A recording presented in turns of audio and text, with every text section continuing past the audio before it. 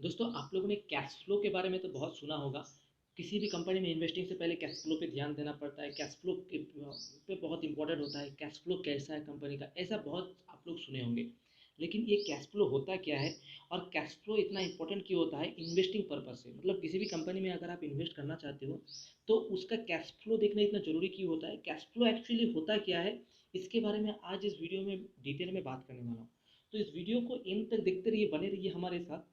और investing purpose और personal finance के पर्पस पे वीडियो के लिए इस चैनल को सब्सक्राइब भी करके बेल आइकन को प्रेस करके रखना।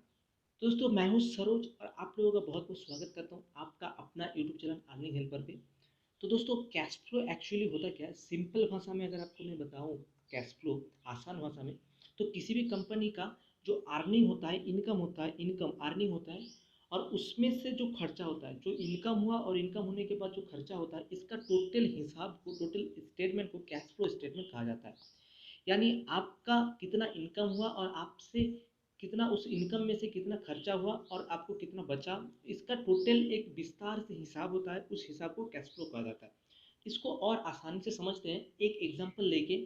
चलिए मान लेते हैं एक रमेश नाम का आदमी है जो एक प्राइवेट सेक्टर में अच्छा रेपुटेड कंपनी में काम करते हैं, जॉब करते हैं, जिसको 30,000 का सैलरी मिलता है, 30,000 सैलरी मिलता है महीना का एंड में।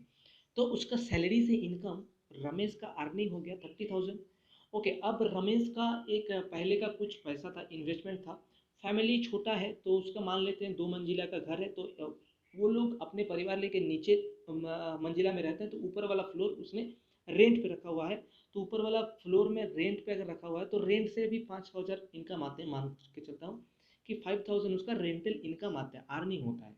ओके, तीसरा मान लेते हैं रमेश के पास बहुत वक्त पहले एक मोटा पैसा आया था, जिसमें से 10 लाख रुपया रमेश ने अपना एम कर दिया है पोस्ट ऑफिस में या कोई गारंटी रिटर्न में, जिसका 6% का अगर मैं हिसाब पकड़ता हूँ तो साल का 60,000, महीना का 5,000 वहाँ से भी एम आता है। मंथली इनकम सिस्टम, यानी 5,000 और इनकम जोड़ लीजिए, यानी 10,000 सैलरी से इनकम आता है, 5,000 रेंटल इनकम आता है और 5,000 एम से इनकम आता है। टोटल मिला के 40,000 रमेश का इनकम होता है। अब रमेश का खर्चा का हिसाब देखते हैं। रमेश का अपने घर के लिए, राशन पानी के लिए, रेगुलर सामान के लिए जो डेली नीडेड है, उसके लिए खर्चा हो जाता है 15,000 मान लेते हैं। और रमेश का एक बच्चा है जिसका एडुकेशन फ़ी होता है, स्कूल फ़ी, ट्यूशन फ़ी मिला के 5,000 रुपया उसके पीछे एडुकेशन खर्चा हो जाता है। रमेश का खुद का पर्सनल पॉकेट मनी 5,000 रुपये का खर्चा होता है, मान के लेते हैं। डेली ऑफिस आना जाना, रेगुलर कॉस्टिंग, कहीं पे चाय पिएगा, कुछ ऐसा पर्सनल खर्चा एक आदमी का होता ही है, तो वो भी मैं 5,000 मान लेता हूँ। और साथ ही साथ दोस्तों रमेश का घर का electric bill, cable bill, mobile bill और इंश्योरेंस, ईएमआई, ये सारा मान के और 5,000 रुपये खर्चा होता है।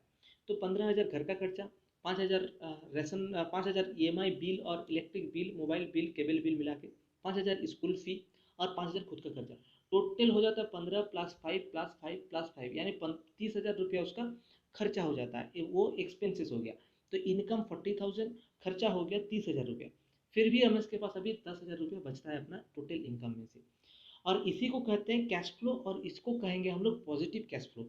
यानी ऐसा सिचुएशन अगर होता है तो रमेश हमेशा ग्रो करते रहेगा, रमेश का फैमिली हमेशा ग्रो करते रहेगा, क्योंकि दोस्तों रमेश का कैश फ्लो पॉजिटिव है। यानी रमेश का जितना इनकम है उससे कम खर्चा है और 10,000 रुपया फिर भी उसका बचता है। ये 10,000 रुपया रमेश अपने इमरजेंसी फंड में सेविंग्स करके रख सकता है, या फिर इन्वेस्ट कर सकता है स्टॉक मार्केट में, या फिर कहीं पर भी इन्वेस्ट कर सकता है, जिससे आने वाला समय में उसको फाइनेंशियल भी कोई प्रॉब्लम नहीं होगा। फाइनेंशियल अर्जेंट नीड पड़ जाए तो वो अपना आप निकाल सकते हैं वहाँ से, अपने फाइनेंशियल प्रॉब्लम से सॉल्ट आउट कर सकते हैं, कोई दिक्कत नहीं होगा।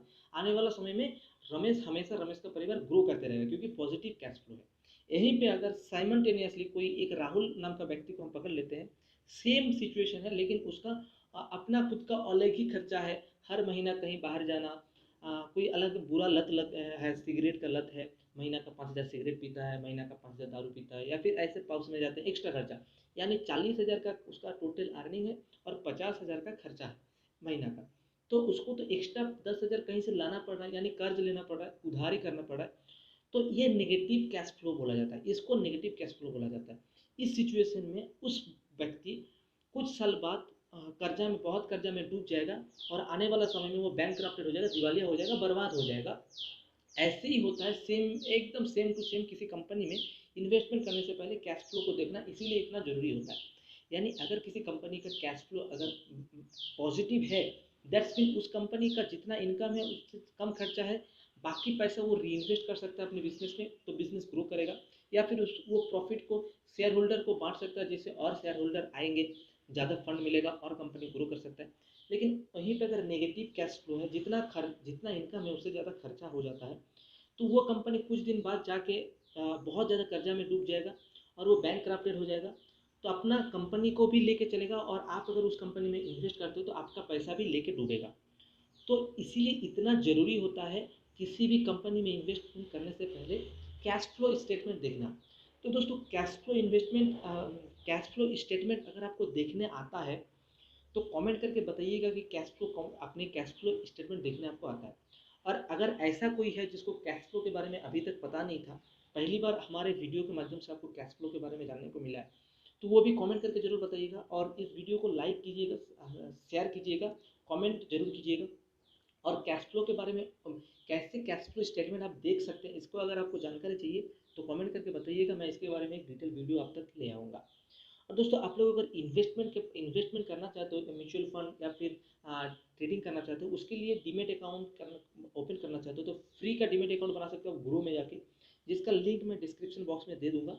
आप वहाँ पे जाकर फ्री में डीमेट अकाउंट बना सकते हो। मैं खुद पर्सनली ग्रो का इस्तेमाल करता हूँ स्टॉक के लिए, तो बहुत ही ईजी है, बहुत बिगिनर्स के लिए बहुत ईजी होता है ग्रो का इस्तेमाल करना, और बहुत कोई एनुअल मेंटेनेंस चार्ज नहीं होता है। तो आप डिस्क्रिप्शन बॉक्स में जाकर देख सकते हो।